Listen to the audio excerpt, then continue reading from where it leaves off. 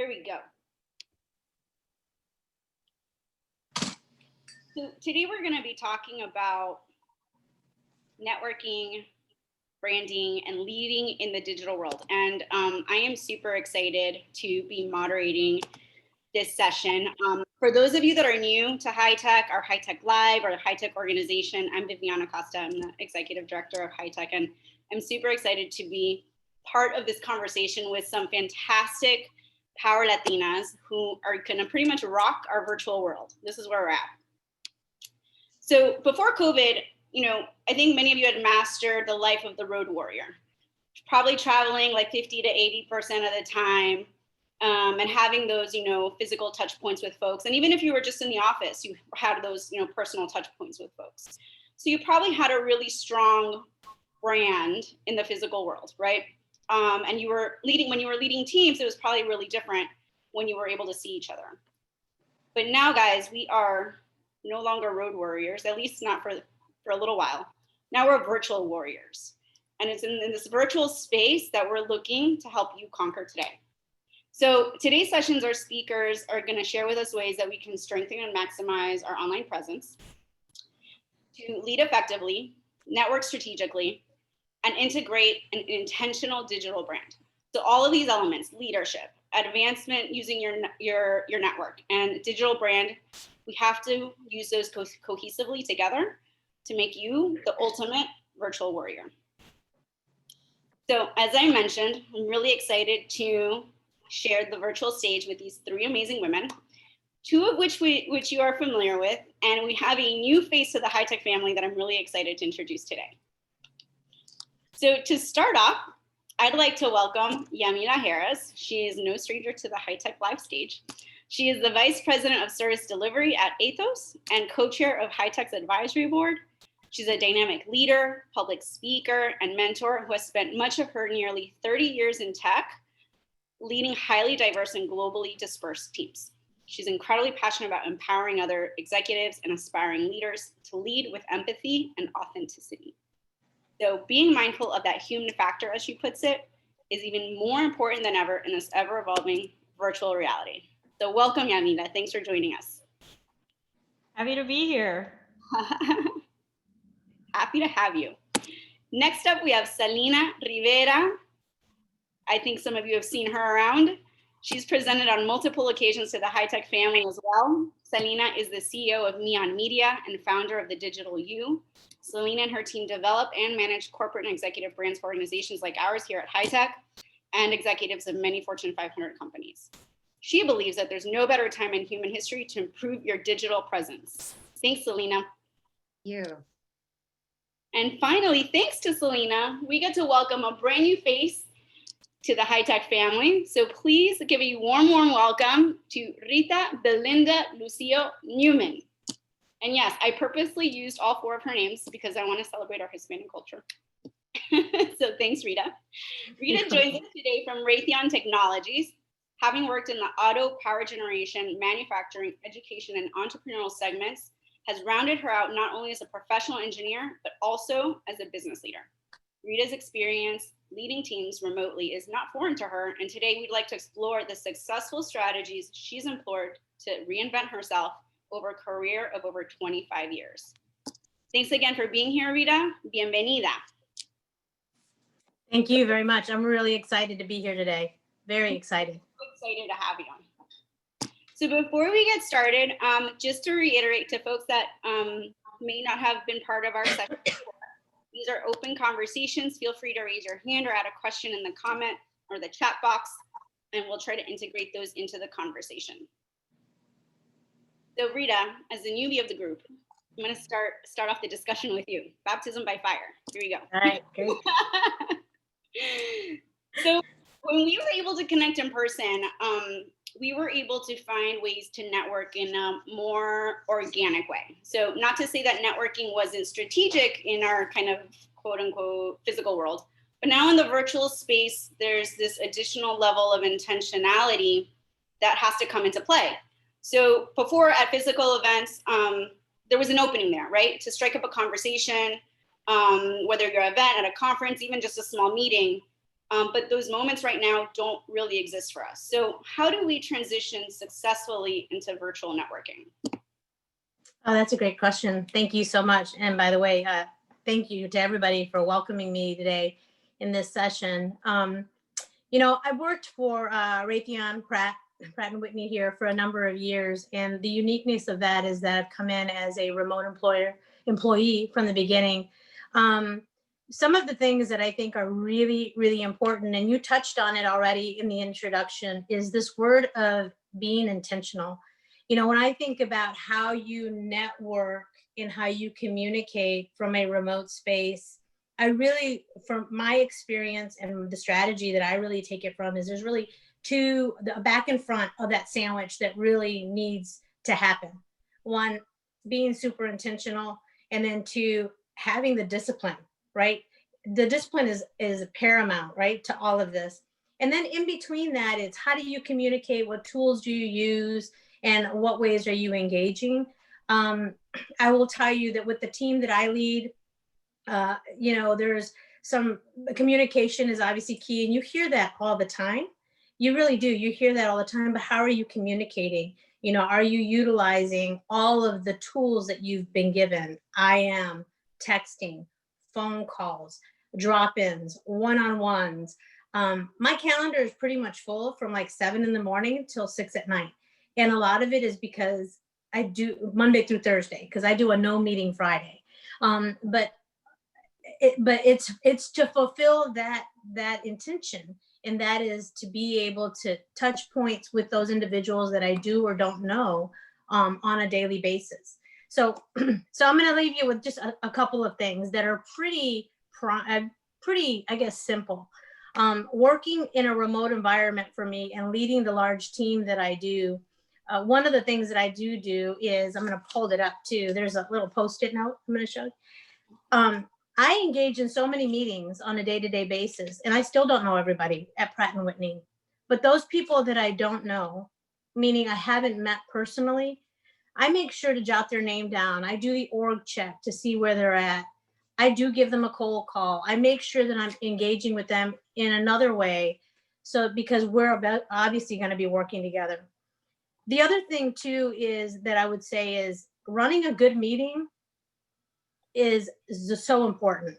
Make sure you have an agenda. Make sure we hear this all the time, but I need you to think about it, especially in the virtual space now. You are on stage, right? And being on stage is, I don't want to say a performance, right? Because your performance needs to be very natural. It's the work that you do. But running a good meeting is very, very important. And then one of the third thing that I want to leave you with is that being engaged in what I would call collateral activities. So every single one of us has a job to do, right? We have a mandate, there's a leader's intent, that's what we're working to. But in addition to that, there's all these soft things, whether it be employee engagement or some other type of collateral responsibility within your organization. Get engaged in that. That's how you really get to meet the people and really engage with them and really get to know them. I've had a lot of fun doing what I do. And I will tell you from a very natural space that in the beginning, I thought to myself, whoa, this is a big job. Like how is this going to get done?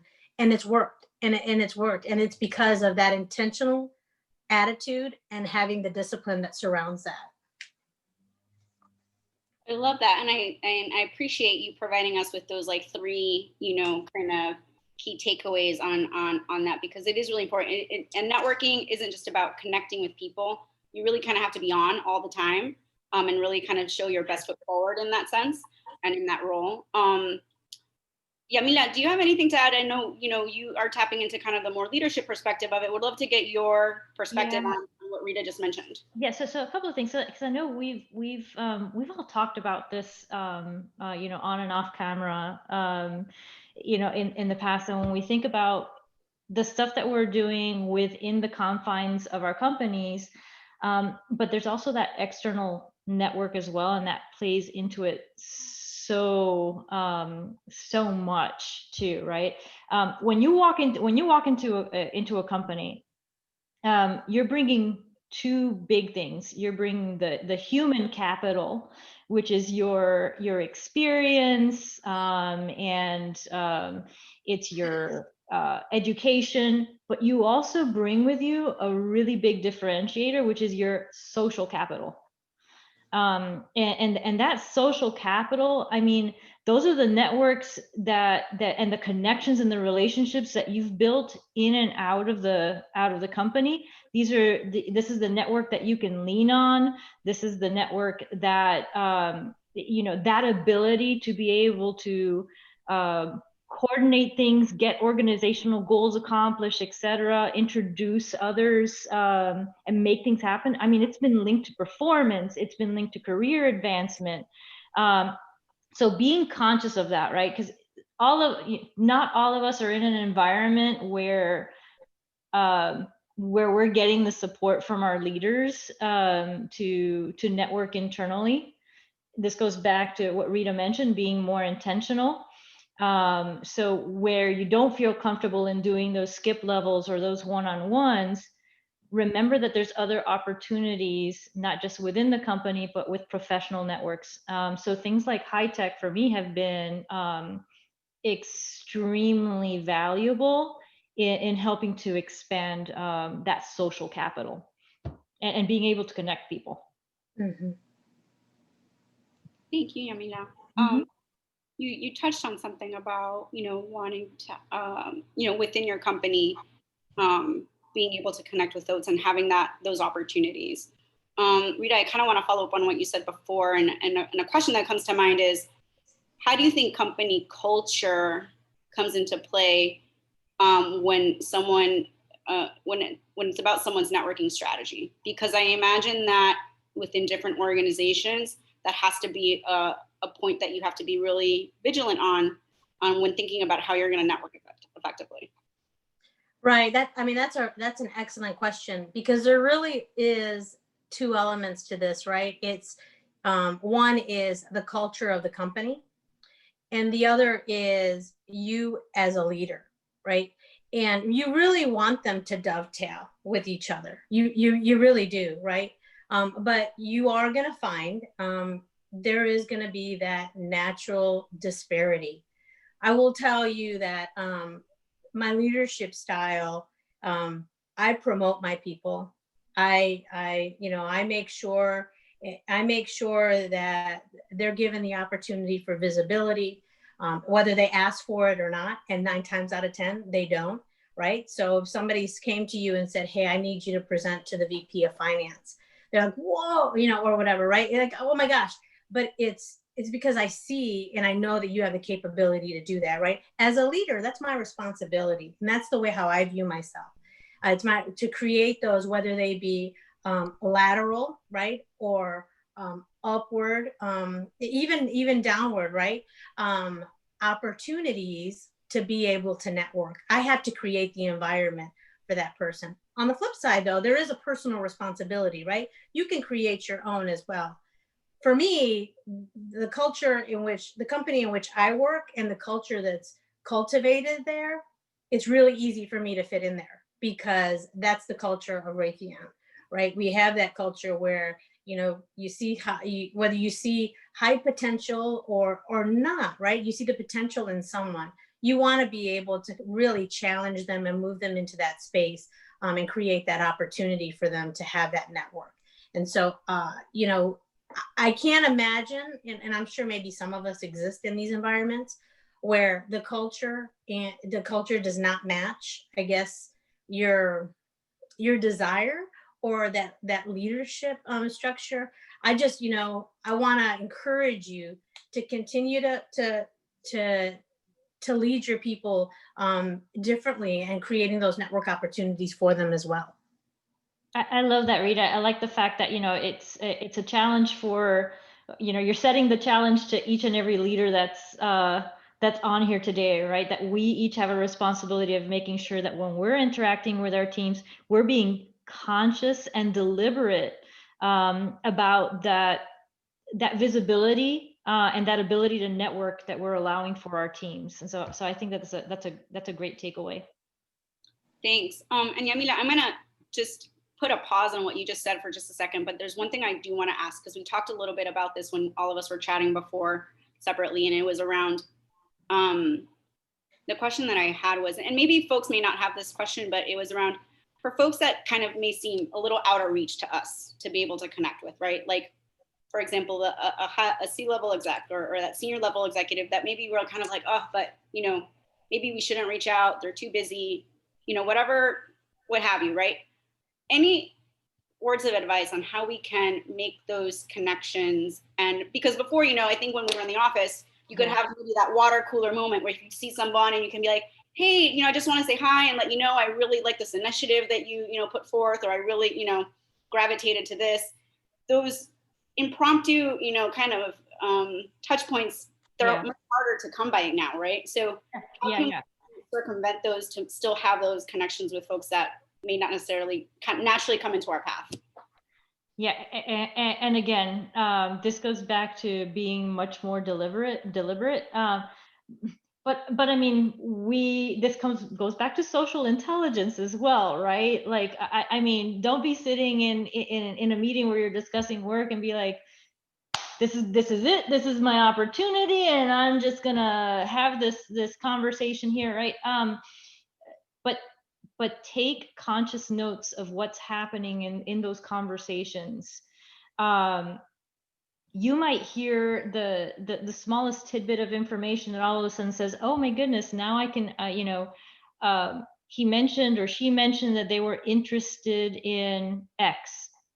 Hey, I came across an article that had to do with X. I'm going to go ahead and take that chance, and I'm going to send them an email and say, hey, I know that you mentioned that you really enjoyed fishing. Well, I thought that you would appreciate this. And so you're creating those conversations. I say this all the time. My husband is a real estate agent, but by nature, he's an extrovert. I mean, he's the guy that walks into a room, everybody loves him because he's such an active listener, and he listens to everything that people are saying. And when he finishes a conversation, he literally takes notes. When we met our neighbors, everybody that he meets, he's like, oh yeah, they mentioned this, this, and this. And as things come across, he goes back and he engages with them on things that they were interested in as well. But just remember this, if you're not in the room with those individuals that you want to meet, but you want to meet them, just remember that life is 6 degrees of Kevin Bacon. Okay, so life works in 6 degrees of separation. And so while you may not realize it, every connection that you make leads to 3 more connections and 3 more connections and 3 more connections, and you will be surprised how all of these are somehow interconnected in the long run. So be conscious of that as well. I think that that's one of those other opportunities that I think folks don't realize, that each of those other connections then create opportunities for you to say, hey, I just realized that such and such is in your network, or hey, do you happen to know such and such? Would you mind making an introduction? Can you make that connection? And we have to put ourselves out there and be willing to have those conversations as well. Absolutely. I kind of want to bring Salina into the mix of this, because I think that your digital brand and your online presence is so key it's the tool, right, to help make these conversations happen. Salina, I'd love to get your perspective on how really we can maximize these tools that we have and really use them effectively. Thank you for bringing me in at this point. I think it's a really good point to bring me in, because I normally talk to all of you about, or most of you I've touched in some way about your digital brand. And you think about me and right away people think about their LinkedIn profile and thinking, and it's interesting though, because Nalby, when she did whoever was on 2 weeks ago with Nalby, before she got on the call, 15 minutes prior to that, I jumped on the call and she said, when I found out you were going to be on the call, I started to look at my background and I said, Salina's going to be on, I better change my background and get things together, because she's going to yell at me after and say, why didn't you present your best digital self? So it's interesting that conversation happened, because it is true. every one of you right now that is on camera, and including every one of you right now that's not on camera, there's chances for you to communicate who you are and show up and showcase your digital brand, right? This right now, this moment is part of your digital brand. But what are you doing to maximize that digital brand? Are you thinking about when you're listening, for example? Are you thinking about your facial expressions? Do you know about micro expressions? There's 7 micro expressions. And if there's any sales people on the call, they probably know a little bit more about these micro expressions. But these micro expressions are expressions that we make with our faces that are unconscious. I want to take you back to someone that I like to call a friend in a previous life, and that's Charles Darwin. Charles Darwin, back in 1882, did a study, and it took him many years to do this study. It took about 50 years for him to gather all this data that he did in this study, but he did a study on micro expressions, and he wanted to see if they were really something that were universal and made across the board. So what he decided to do with his study was he did it with blind people, with blind children. And he wanted to see if they would be able to make those micro expressions, or were they learned from their parents? And you probably guessed this, but micro expressions in blind children were the same as those in those who could see. So these are expressions that we're making on a daily basis and communicating without saying a word. This is our nonverbal communication. What I encourage you to do on your own time is go and do a little bit more research on micro expressions, because one of those things, one of the ones that I want to talk about today, there's 7, I'm not going to talk about all of them.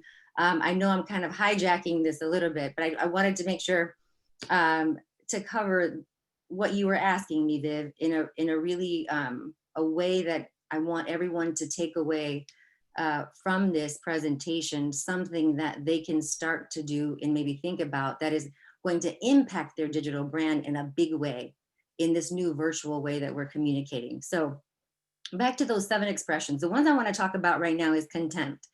And there's some really interesting interviews. Like if you go watch, there's an interview with Lance Armstrong and Oprah.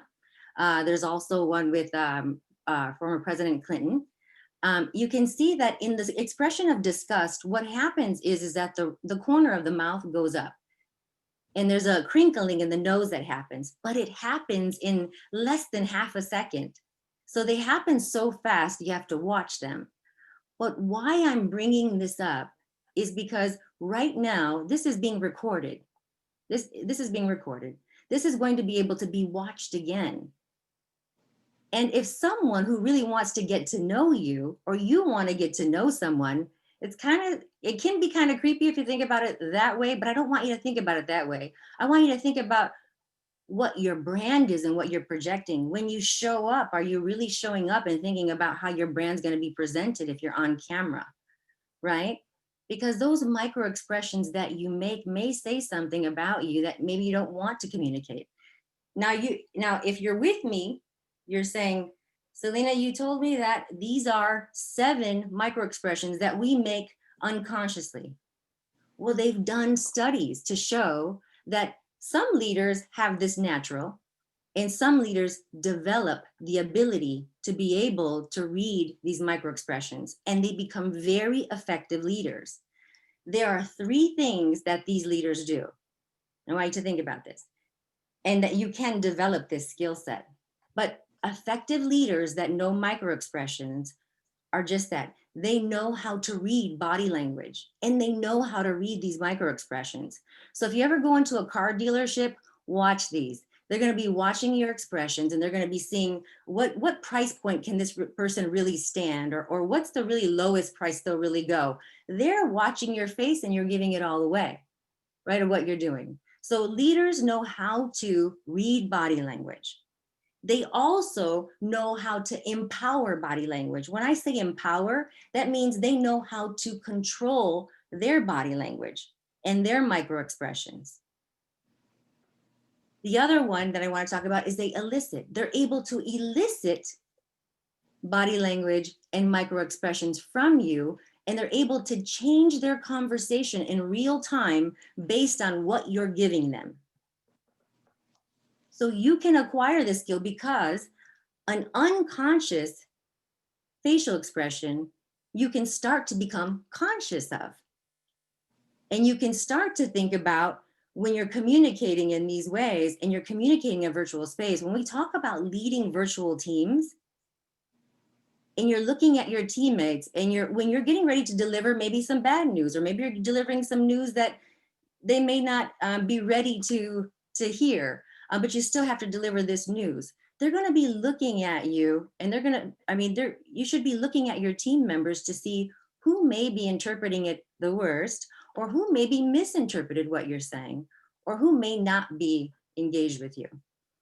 I've got one more story that I'm going to share really quick that goes with this topic. And that is Sophia Alexis. I think she might be on this call, and Samuel Chopper. We were on a call a couple months ago, and we were going to be doing a webinar, and we were prepping for it. And just like now, so Max Trump, you're on the call, and I love to see you speak, by the way. And when you're talking and people are engaged with you, what is their body language doing? They're moving forward, right? On camera right now, those who are moving forward, I know are listening to me. That's body language. Those are visual cues that we're giving away. But now imagine I'm on a call with Sophia and Samuel, and we're having a great conversation. Everyone is close like this, engaged, and we're all engaged. All of a sudden, Sophia Alex does one thing that rocks my world. And I almost didn't say anything about it. She did this, okay? She was just like this. Yes, Salina, I think that's great. And then all of a sudden, she did this.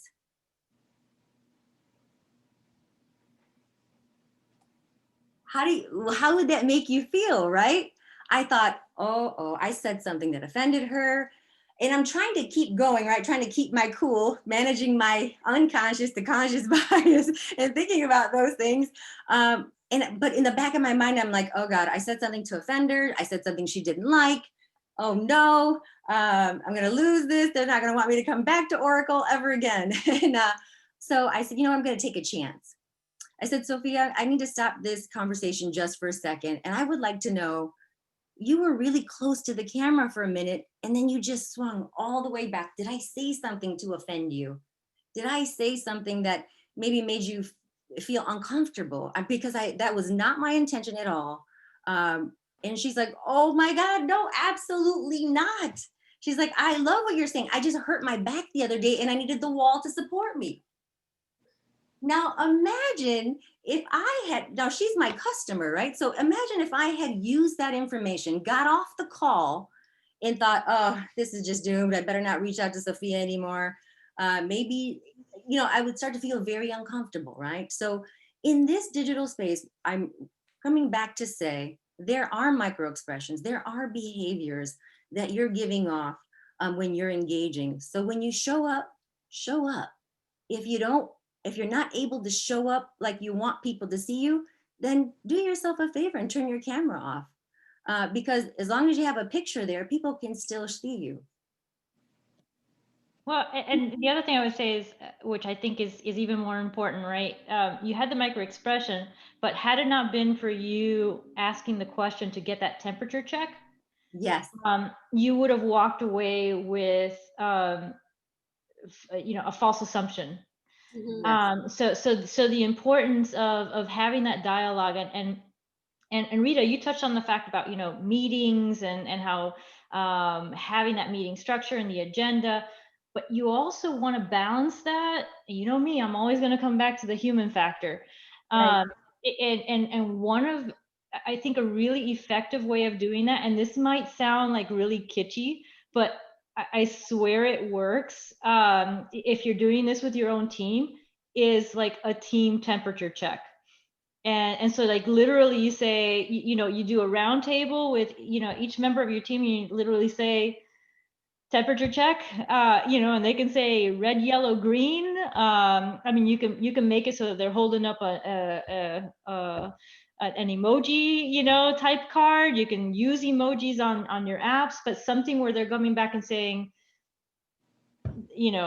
this is where I'm at right now. And preemptively, if you're having that discussion as a team to set that expectation, then okay, ooh, she said red.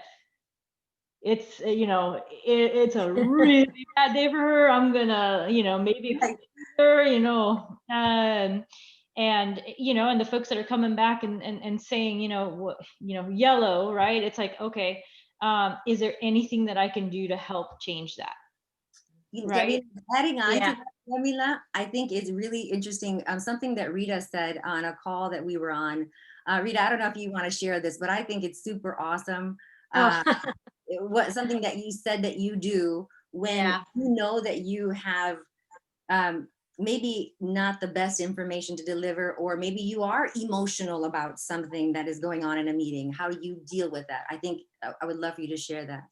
Yeah, and I think it's mostly for me, what the scenario that you're talking about is really triggered by uh, strategy, target dates, actions, and owners, right? We work in a very, very technical field, aerospace, right? The work that we do and that you do in your space, you've got the strategic side and you've got the tactical side. So I'm going to get to what she's talking about in just a moment, but when I do this the most is when we're having those tactical discussions, not the strategic discussions, right? Because the strategy has already been set. It's more on the tactical, like where everybody is, who owns what, how we're progressing. And what I do is, because I know myself so well, I'll turn my camera off, because it's very obvious, I think, in my tone, and I don't yell, but in my firm tone, that those on the other end, they understand where I'm coming from, right? Because I'm asking the challenging questions. I'm going into the whys, like, why are we not there yet? Or why, right? And I don't want to make the situation worse, right? Because I know myself, and I'll turn my camera off. And so, because I don't need to make the situation worse. Now, that all to say, can I control it? Can I try to control it? I know myself. Each and every person on this phone, you know yourself. You know how you're going to react. You want to do the right thing. So that's an area I know that I have to further develop. And because of that, I'll turn my camera off. I want to piggyback too on something that Yamila said, and that is that, there are some companies like the University of Chicago or American Express where when you're on a call, a Zoom call, it's mandatory to have your camera on. We don't have that mandatory mandate. We don't have that mandate in our company. But I encourage it, right? I encourage to put the video on. But even when you don't have the video on, the tone of someone's voice, you can take that temperature as well, right?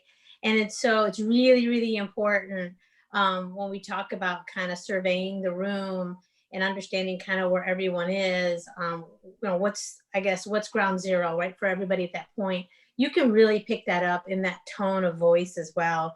And that's really, really important. Awesome. Can I add one more thing to that? Just what she was saying. Okay, sure.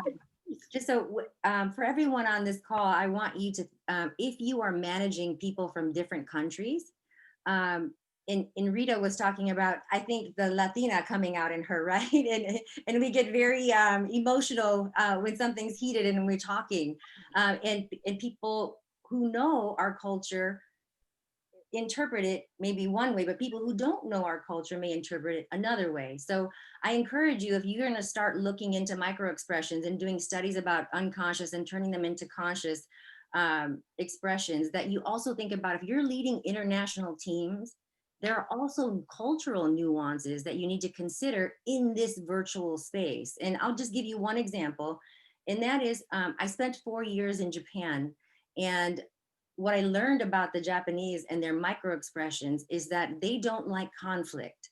So they like to cover a lot of things with a little smile. But the smile can really quickly be seen with a contempt sometimes, or disgust if you're watching it, but they try to cover it with a little smile. So a lot of the different expressions that they're feeling, they put a smile with it. So something to think about when you're wanting to acquire these. And I think that happens, and that's why again, and we're going to get into like the leadership piece of this as well, right? But there's so many factors, and this goes back to being conscious, being deliberate. We are constant, even though we are leaders, we are constant learners. Okay, because guess what? The tools that we use to lead, the settings that we use to lead, those are evolving every single second of every single day. And let's be honest, right? I think we can all agree that human dynamics, I mean, it's complex enough as it is, regardless of the setting. Regardless of the setting. So now, you start to look at the virtual communication channels. You start to see the nuances that they introduce as well. I mean, think about it. Think about email, think about IM, think about conference calls. They weren't originally designed in order to replicate human connection and emotion. They were it was designed by engineers, in order to get the most out of productivity, in order to get efficiency gains. It was meant to be transactional. So as leaders, now we have to be like uber conscious and deliberate. And I cannot stress how important it is for us to understand what those nuances are with those virtual communication channels, and how we come across, and how we adapt. Because guess what, guys? Virtual isn't going away. That's absolutely right. Yeah. Yep.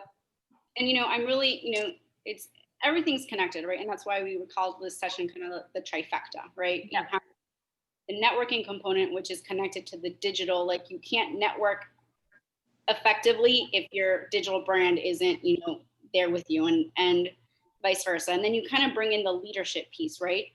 Which is also super important, because now, leading, how it was before COVID, I think has changed so much in what that means in this time that we're living in right now. And to your point, Yamila, it's not going to go back, right? It's changed to completely, and I think we're going to continue down that path until maybe we see another pivot point at some point.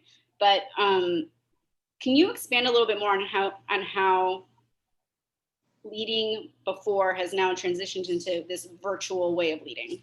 Yeah, I think the best way is going to be, I'm gonna put it into a couple of contextual examples. Sure. But I mean, look, you're still going to have face-to-face. You're still going to, I mean, it's just a matter of understanding everything that's under the umbrella and at your disposal as a leader. And knowing that something that may translate in one channel doesn't necessarily translate in the other channel, which again goes back to that ability to adapt and having to consciously continue to learn as leaders. So, okay, let's imagine that we were all in a physical room together right now, instead of being in a Zoom virtual conference room, right? So we're all in a physical space together.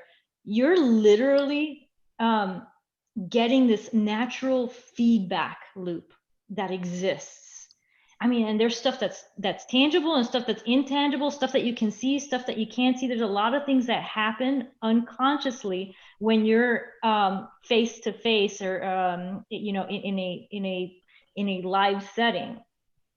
And what's happening is that you're constantly conveying and you're instantly receiving back not just content, but also intent. And that's really important, right? And that intent, I mean, that comes from your body language. I mean, it could be the slightest shift in the way that you're standing. It could be, to Salina's point, a micro expression. It could be your tone. And believe it or not, even the environment itself is a big factor. I don't know if this has ever happened to you. I know that this has happened to me before, where I have walked into a room and I could literally feel the tension that was in the room. And that's because all of those elements, all of those data points, they're coming together in order to create this full picture that helps us to make decisions, and that helps to drive connection or disengagement. Okay, so that's the physical space. Now, what do you think happens in a virtual channel where you don't have all of those elements to lean on? Yeah, you know, what do you think? Well, guess what? It's human nature that if you don't have, or I should say, in the absence of data, I will create my own data. Right? You're gonna really you're gonna fill in the blank. So how many times has this happened to you? I know this it's happened to all of us. I'm 100% confident. You're reading an email. You don't have all of these other elements to go on, and so you are implying tone. You're assuming what the tone is. Well, guess what? If you made a false assumption, then the next decision that you made based on the tone that you assumed is going to be based on false information, and you may not end up with the best decisions. I want to remind everyone, because I've said this before, but you know, maybe some haven't heard this. But not up to 90% of the decisions that we make as human beings, it stems from emotion. Logic, reason, that's an afterthought. The emotional piece comes first. So imagine that now you've taken this out of context in email or in IM. The same thing happens when you're on a conference call. So let's say you don't have video. Okay, slightly different scenario here, but because now you have tone, which by the way, due to bandwidth and other things, your voice is actually being compressed in when you're using technology. So some of those little undertones and some of those other things that happen with your voice and with your tone, you don't get the full picture that you would if you were in person with somebody. But even better, I wonder what Omar's doing right now. I can't see him. Is he grabbing a snack in the kitchen? Is he, you know, using his armbands and getting a little workout in while we're talking? We don't know. We make assumptions. I'm here. No, but that's my point. I know you're there, right? But using it as an example, because when you're on a conference call, you don't know what's happening on the other end of the line, and therefore you start to create assumptions as to what's happening. And what happens to the other person, the person that's on mute? You disengage, right? Because in some instances you're like, okay, well, maybe I can disengage, right? It won't hurt if I walk away for a second. Ooh, an Amazon package just arrived. Wonder what that could be.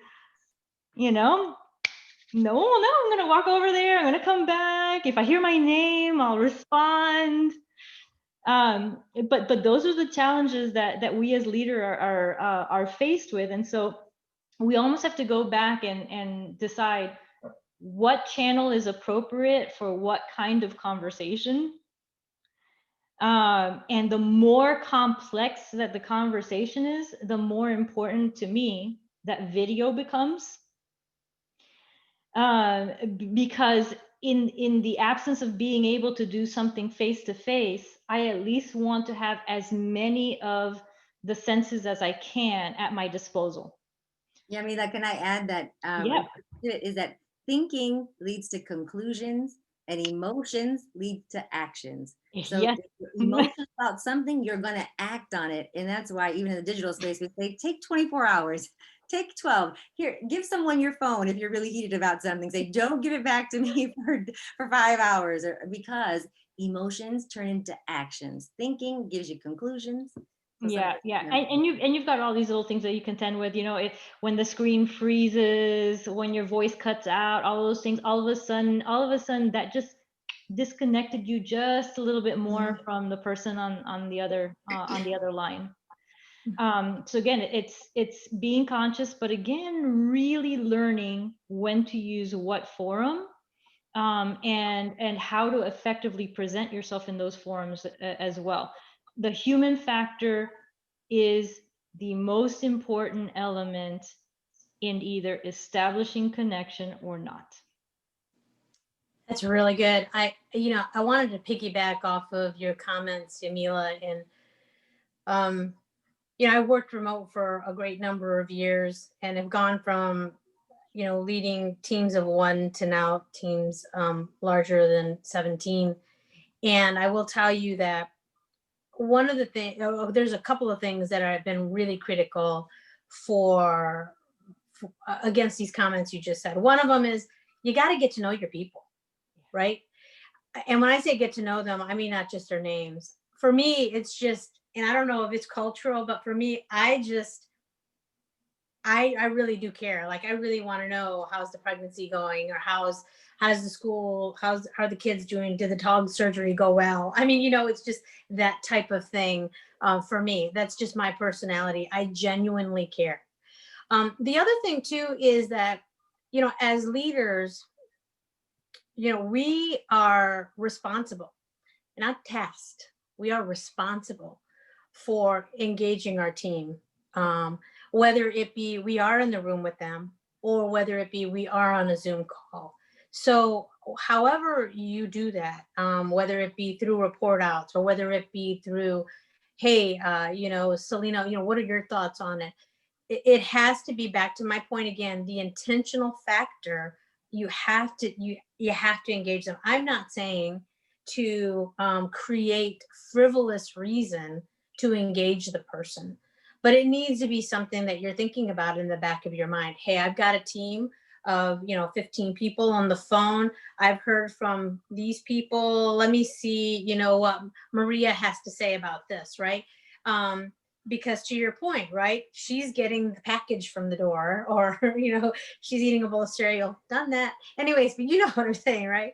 So it's the engagement piece is also really, really, really important. And then the third part that I wanted to really talk about is we're in this virtual space right now. You need to really think about, like, what is my game plan? What's the strategy that I'm creating for the next time that I'm face to face with my team, right? There has to be, no doubt that you want it to be supernatural. Hey, nice to see you. Good. But what is that interface going to be like? What is that first time when you're back with either a team member or a group of folks from your team? What is that going to look like? Because it's really, really important to kind of play that out in your mind. And the reason why I say that is because, I live in Orlando, but my office is in Connecticut. And before COVID hit, I would be in Connecticut every, 5 to 7 weeks. But I always had a game plan before I got on the plane. I always had a game plan on who, not just the meetings, right? But who I was going to interface, who's on my Post-it note, who are the people that I'm going to stop and see. What is the discussion going to be with my team in person, right? Because I have an opportunity, something that I can't convey always virtually, right? There needs to be some really strong forethought to that, I believe, when you're getting into that space. We're not there right now. I get it. We're not there right now, but it needs to be something that's rapidly kind of moving through your brain and creatively, I guess, working to what is that interaction going to be like with my team? That's such an incredible point. The fact about keeping them engaged, right? Because when you get into the meetings and having a game plan, super important. When you don't want someone to disengage, make sure that it's not a scenario where you're talking at them, but you're talking with them, and that you're giving people the opportunity to speak, equal opportunities to speak as well, right? Having that round table. Look, something, people may not notice, but I have, kind of a strong personality, but there are a lot of people that are sitting in a team that may be more hesitant, that may be shyer. When I was doing my EMBA, it was funny because it was a small cohort, but there were a couple of people in the class that literally, they would not speak unless they raised their hand. Okay. And it was like really interesting. Or if someone did not ask them a question, they did not feel it was an opportunity for them to speak. And, you know, in the back of their minds, they're probably thinking, well, that one talks all the time. When am I going to get a chance to talk? Right.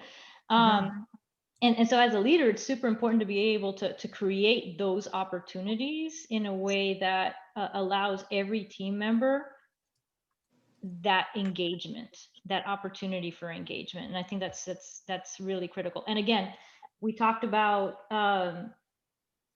you know, all of these virtual communication channels. Rita is proof that you can be very successful leading virtually. I have been leading virtual global teams for a very long time as well. I've been the road warrior. I've been the person in the office. I've had mixed teams. You can do it, absolutely. It just takes conscious effort and knowing that you yourself have to keep learning and evolving. Can I take 30 seconds to say one thing? Yeah, absolutely. Because something you said sparked this in my mind. You know, when I talk about that sandwich, intentional and discipline, and really how all these other things kind of fit in it, one of those things in there that I learned, and I've learned in the last 4 years. It's, you know, I didn't learn it until then. I work with a lot of, and we all do, with a lot of super smart people. And when I say super smart, like they just blow my mind. They do, they blow my mind, you know, when they talk about some of the things that they talk about. They do. And so one of my colleagues, there's 9 of us, and then our sub teams that all work for our management. One of my colleagues, what I started to notice was we would get into these sessions with our boss, whether we were preparing for an upward presentation or doing something, he would always go first. And then finally I just talked to him about it. I'm like, what's going on? He's just like, I always try to go first because I want to set the tone. And I started to think about it. So now it's kind of it's a comical competition between the two of us when we get into these settings. And our boss is just like, okay, let's go ahead and get started. Who wants to go first? I'll go first. I mean, and it's, him and I are always like, you know, but it's true. It's true, you know, and once you get in there first and you do your pitch or you do your portion, it really does set the tone for the remainder. It's a healthy, it's a healthy leadership competition, I guess, that we have going, but it's not harming anybody, but it's now to the point where we all kind of laugh about it. But you know, so my point is if you have an opportunity, be first. There's nothing wrong with being first. Set the tone. Don't be the last one, right? Because you want to see how everybody else's goes. Be first and set the expectation on what it should be like. Last is not bad either, because that's true. That's true. But Salina, now like all I keep doing is I'm looking at my micro expressions now, and I'm like I keep thinking to myself, man, I'm at a disadvantage because even when I smile, my mouth goes down. And it's a constant frown. So I have a question, if I can. Sure. Yes, please.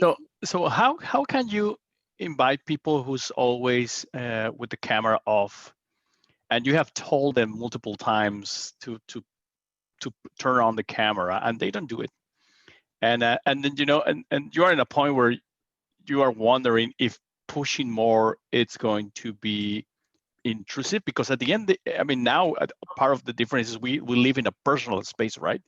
Yeah. We are in, this is my house, my office, and I'm sharing with you guys my house, my office. So I don't want to be pushy, but I don't see a reaction. So what would be your advice on that? That's a very good question. Where the company culture doesn't dictate that they have to be on video, that becomes you know, obviously a much more delicate conversation. Remember that for someone to want to share, they also have to feel like it's an environment where they feel safe, an environment where there's some level of trust. And what I would say is, Jose, don't necessarily push. but make sure that even if their camera is off, that you're showing up, and two, that you're engaging them regularly in the conversation, so that their voice is still heard on a regular basis, and ask questions, right? You might also just have the conversation with that individual if it's one of your team members, and I don't know the scenario, but if it's one of your direct team members, just having the conversation that says, hey, you know, I would love to just be able to share, even if it's just our one-on-ones. Maybe we do those in video, because I'd love for us to interact at a different level. And, you know, since we haven't had an opportunity to see each other face to face, would love it if at least we can interact in that way. Start with the one-on-one. Don't necessarily force someone to, you know, to come out on video if it's a larger group and they're not comfortable. That's my personal bit of advice. Thank you. Thank you. Yeah, it's a great place to start. Viv, I'm gonna chime in here. The one-on-one, just right, because I mean, what's the one-on-one? How can I help you? Right. I mean, that's right. And so it's really you know, I'll tell you, when I have my one-on-ones, I'm really careful not to bring up like bees or things like that. My boss is big into bees. He has honeybee, like beehives and stuff. And so once we get down that road, it's my one-on-one, but we talk 25 minutes on bees, and I'm cool with it. But I mean, right, it's just, it's easier to do it, like you said, in a smaller group, to set that expectation, like, you know, and it could be as easy, like, you know what, I want to see your face. I want to see your face. I want to see how you're doing. I want to see how you're doing. And then as you work through your team on those one-on-ones, and then maybe do some type of rotation pattern where, like I said, I've talked about collateral responsibilities with my team. You know, I've divided my collateral responsibilities to all of my team. And so when we meet every month, those that are reporting out, they show up on video. And it was a small request on my side. I didn't push it, but then it circulates to the next month. And slowly it's kind of progressed where we now have a mass that's showing up on video. Yeah. Just chipping away at it. I want to bring a counterpoint to that. I read a very interesting article on the ladders. 7 phrases that can make you people like you better. And number 7 is, and I'll read the article, do you mind if we turn the video off? And the explanation is that in this culture, and I get the point that, hey, videos on, cameras on can make a stronger connection visually and mimic the in-person interaction much more closer than just a phone call.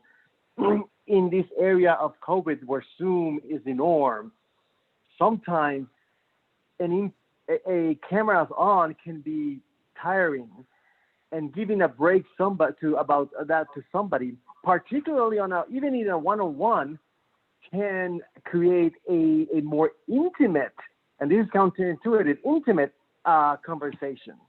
It's a great article. It was an eye-opening to me, because I was one of those that also. In one-on-ones, in a setting like this, of course, it's more. But in a one-on-one, I always turn on my camera on, and that can force the person to do so as well. But sometimes, maybe you want to give the other person a break.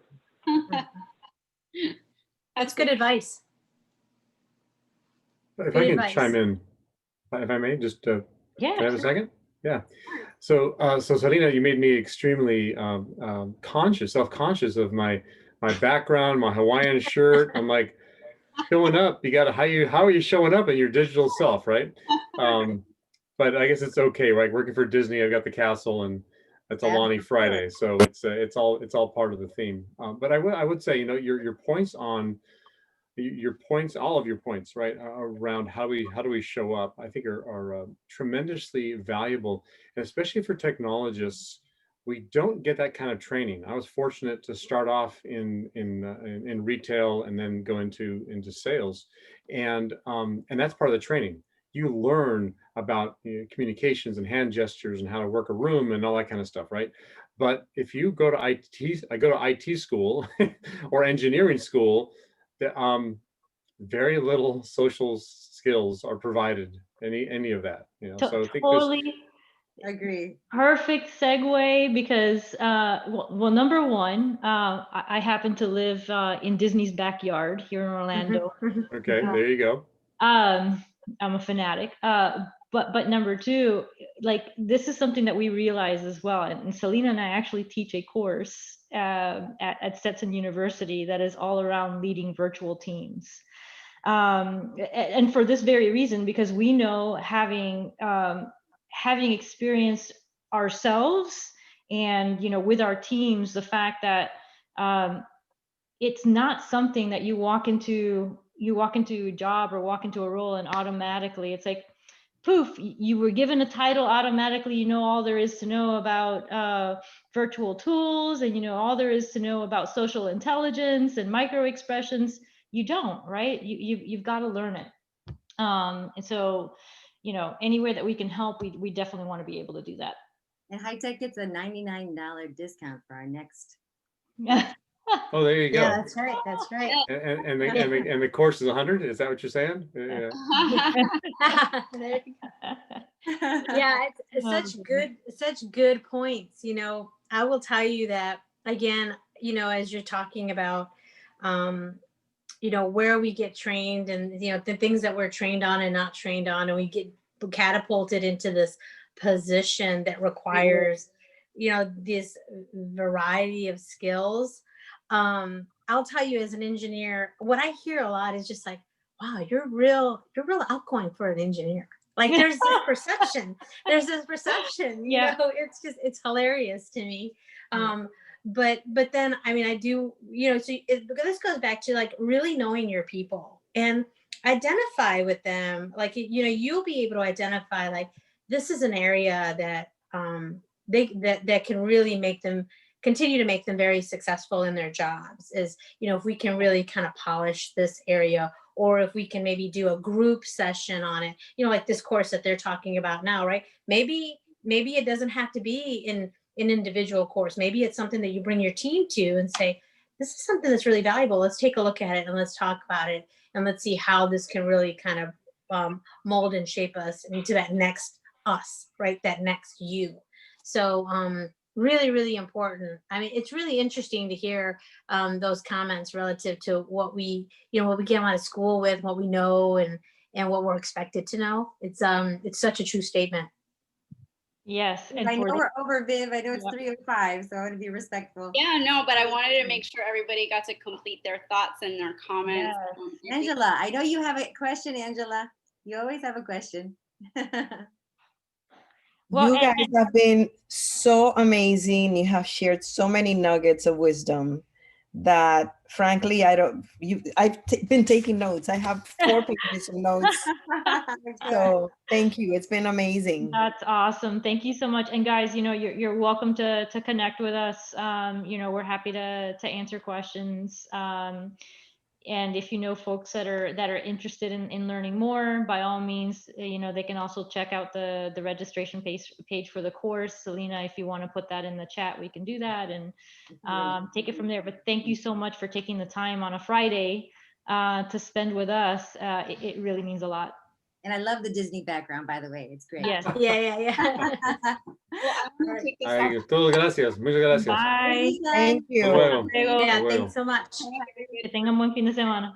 Thank you so much, Yamila and Salina and Rita. You've been inducted into the family. So Bye. Yes. Thank you. Por la familia. Gracias. Bye. Bye. Bye-bye.